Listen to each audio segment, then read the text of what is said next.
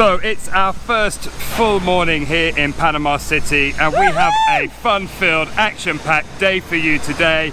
We are off to the Panama Canal.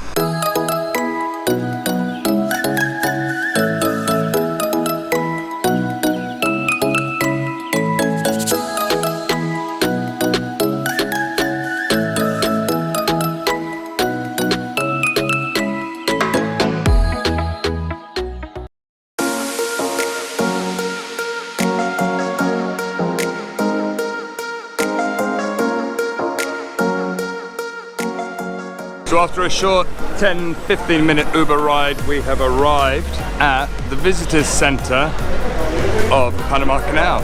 So in true Marianne fashion, I actually went up the wrong way into the exit area. So when you arrive at the center, go up the right hand side, not the left hand side. So we've just bought the tickets and it was $20 US dollars per person. So yeah, so let's go and have a look around.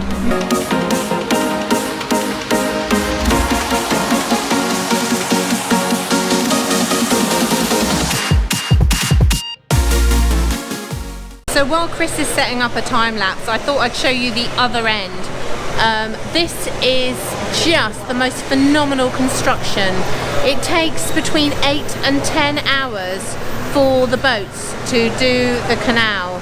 And it's believable because the tugs are literally easing them in so gently. Some of these boats are colossal and probably worth millions of pounds. So it's quite a tricky job, I would have thought, manoeuvring these boats in.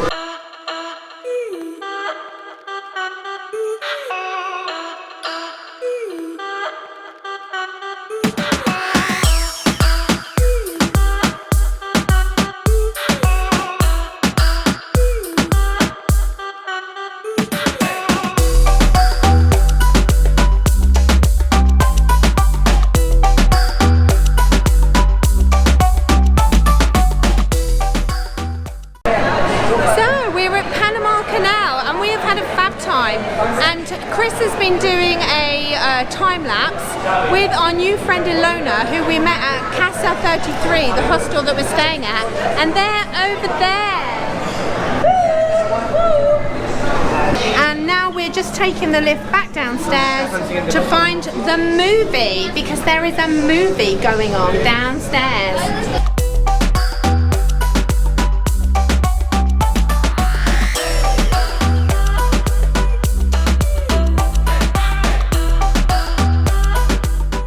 So if you want to see the movie in English, make sure you choose the green time.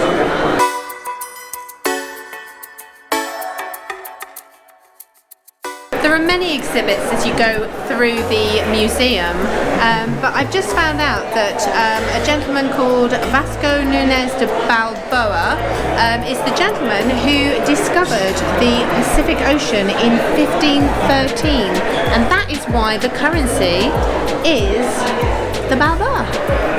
See, you learn something every day. As we say, every day is a school day. So it was actually the French who started laying the path of the Panama Canal, and they removed a whopping 59 million cubic meters of rock. Amazing.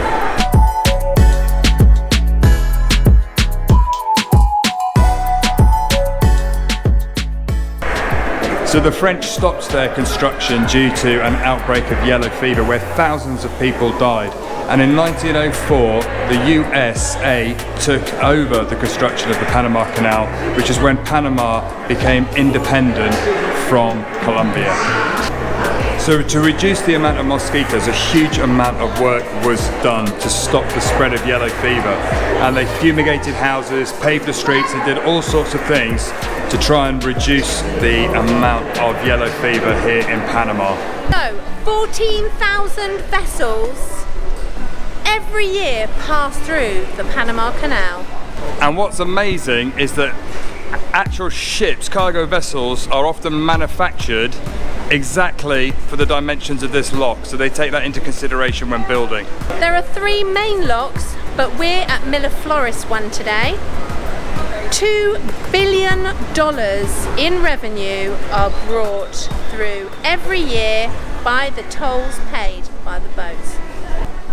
The largest ships pay a whopping $450,000 US just to pass through this canal. But the lowest one was 36 cents, and that was somebody swimming through the canal in 1928. So we finished our tour of the Panama Canal lock here, and when we were driving in we saw a really cool sign. It said, "Caution, crocodiles." So we're actually wandering back to the bridge at the entrance to see if we can spot some, because it goes over a river and that would be really, really cool to see some crocs. Proper crocs. Proper crocs. So from the centre you walk over this bridge and we've just seen a crocodile. It's amazing. It's huge, our first crocodile.